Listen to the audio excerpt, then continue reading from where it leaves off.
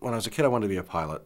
Then I figured a political theorist because that was really cool and you could rule the world, or at least try and rule the world.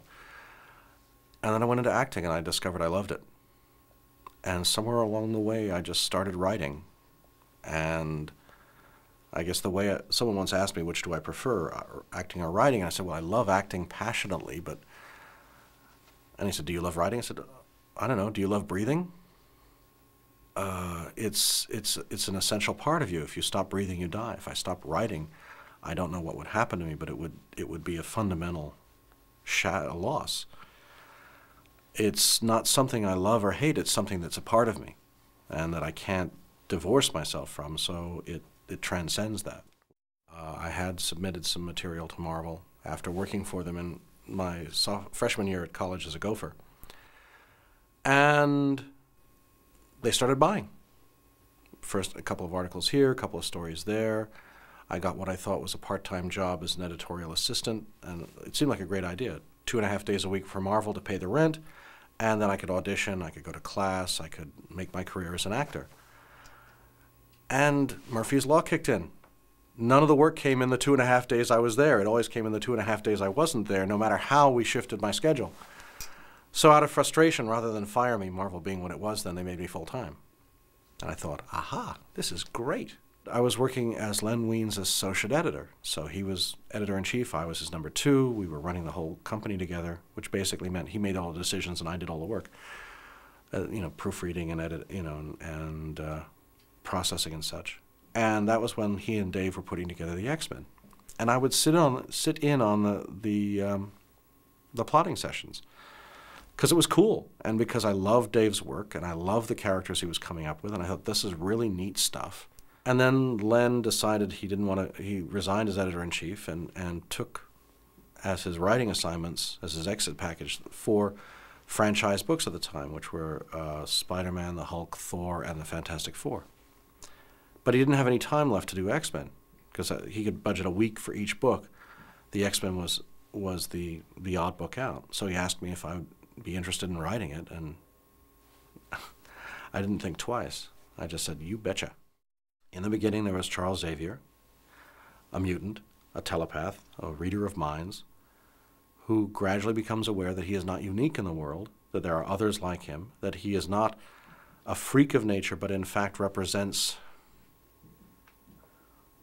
the beginning of a new evolution in human history, the transition from Homo sapiens to something else, which, for sake of the argument, they call mutants. And his point being, his approach being a teacher is, how can we manage this change? How can we make this transition peaceful?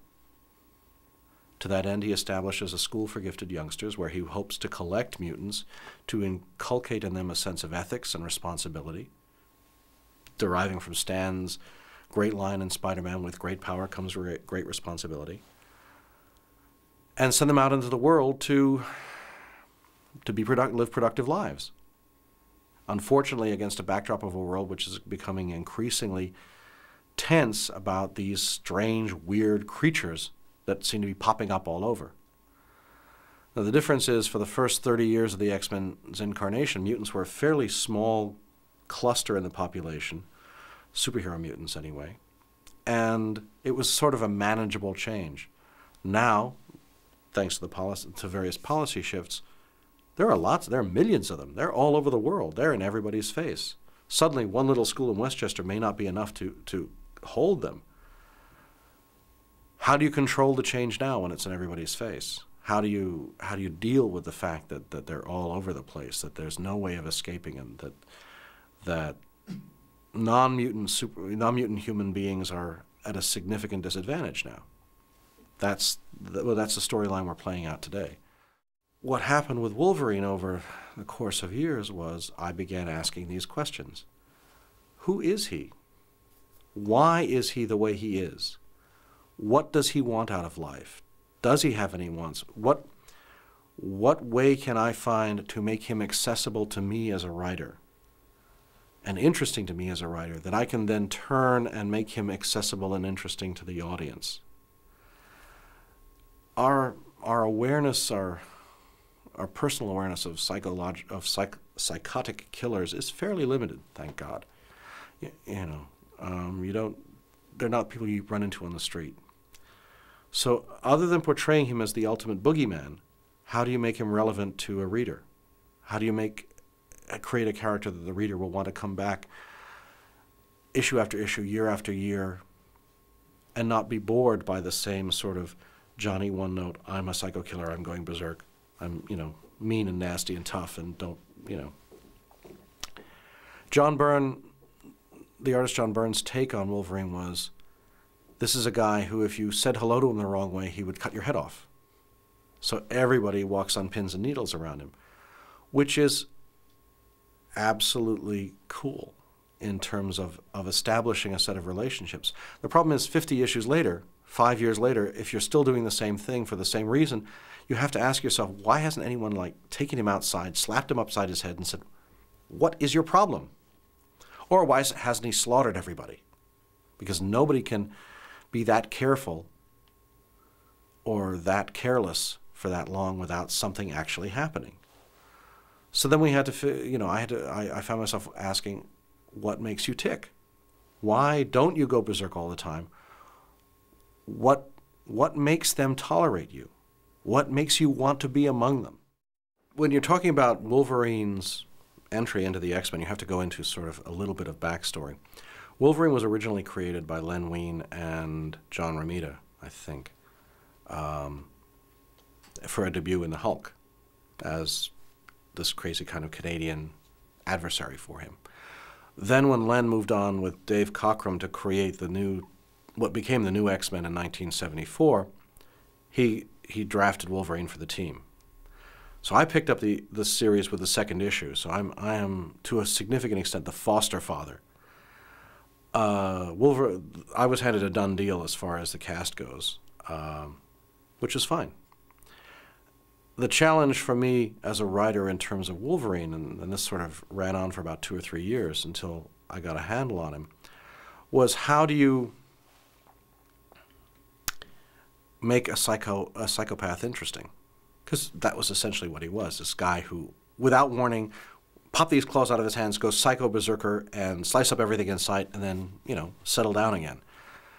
It's like living with a real Wolverine. How do you make him interesting once you get beyond that initial sort of, whoa, this is scary? And that's what led me and Frank Miller to the thought processes that built his character that we presented in the Wolverine miniseries, where what I came up with is the sense of him as a failed samurai, that he has this ideal of himself, this goal for himself, this vision of what he wants to be, that he is constantly striving for, but there is this chemical thing inside of him, this possibly psychological, possibly genetic, that he may never be free of, that will keep yanking him back right at the moment of fulfillment.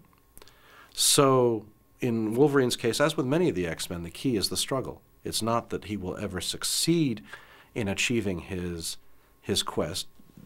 Like Lancelot, will he ever find the Holy Grail? No, Galahad will find it. In Wolverine's case, it's the quest for the Grail. It's the quest for the achievement of his ideal, which will probably never be fulfilled, but which for him to abandon would be to essentially yield to the dark side of his nature. And in this case, the striving is what keeps him going, is what gives him purpose, but what also defines him as a hero, and then ultimately what defines him as a tragic hero. Usually you come up with a great idea and you graft the characters onto it. In this case, the whole series, the actual structural events of the series are secondary. The whole thing is designed around Wolverine's exploration of self, discovery of self, exploration of self, acceptance or defiance of the consequences. And it was wonderful because we were sort of taking him apart and putting him back together again with an understanding of what makes him tick. And by our understanding, we had the ability then to convey it to the audience.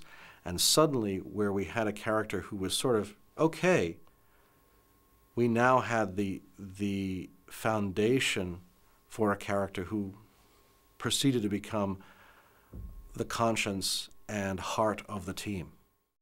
Here's where you get into the craft of writing for comics, which is actually different from the craft of writing, period. Comics is a shorthand medium. We have 22 pages, on average these days. When I started, it was like 17, to tell our story, which roughs out to about 100 images from page 1 to page 22. Those 100 images have to create the illusion of movement in much the same way that a frame of film has to do that to create a movie. But within that 22 pages, the only tools we have to convey information are the pictures and the words. So the writer's primary job, the most important job, is to tell the story to the artist, because without those visual images, we're wasting our time. The idea was, for me, prejudice. These kids are hated, are feared for no other reason than they are born. And it's a stigma that will stay with them for their whole lives, regardless of what they do. There will always be someone who thinks muties, evil. And bearing in mind, this is the 60s, bearing in mind that I'm an immigrant, even though I am white Anglo-Saxon Protestant. Half of my family is Jewish, so there is an awareness of what it's like to be on the other side of the fence. How can we use that in these stories to try and get through to the reader?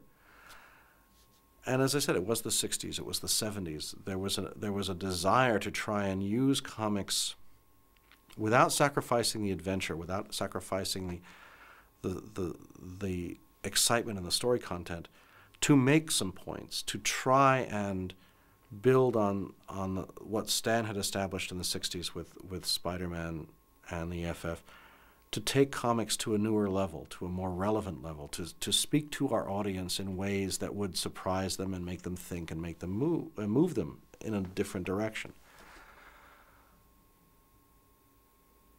And it worked. It was successful. It had impact. The problem was none of us ever conceived of the fact that I might be around in the book for the better part of 20 years. I mean, when we started, we didn't think that the industry would survive more than 5 or 6 years. We figured we'd all be out of a job by the 80s. Who knew? But by the time you got to the 90s, suddenly you have people saying, oh, is the X-Men still about prejudice? The argument I always came back to is the day I can pick up a paper and not see a story about prejudice here, especially, but in the world, is the day the X-Men don't need that foundation anymore. But for so long as it exists, so long as there are people whose knee-jerk reaction to other people is, you're different, therefore I don't trust you, they're different, therefore I cast you out or I hate you, then the X-Men need to be as a series. From the moment I actually came to the United States, there's always this deep down sense of being an outsider. It isn't a very big thing. I mean, obviously I don't sound like I'm English anymore, though my parents do. And my sister sounds like she's pure Long Island. But it is, especially as relates to a series like the X-Men, a nice way of having that sense of being somewhere different, somewhere new, somewhere that isn't where you're from, where you were born, and having to establish a place for yourself, a home for yourself, a purpose for yourself. I can look around and see an entire industry that has been shaped and defined by what I and a few artists did from essentially 1975 to 1988, 1990. A whole generation of artists, a whole style of storytelling. It's realizing that the work I've done has touched people that I never imagined, and is continuing to do so. That's sort of incredibly cool. And there are a lot worse things in life. And so hopefully the challenge now is to remain true to the people that you've inspired in the past, and work as hard as you can to inspire people now.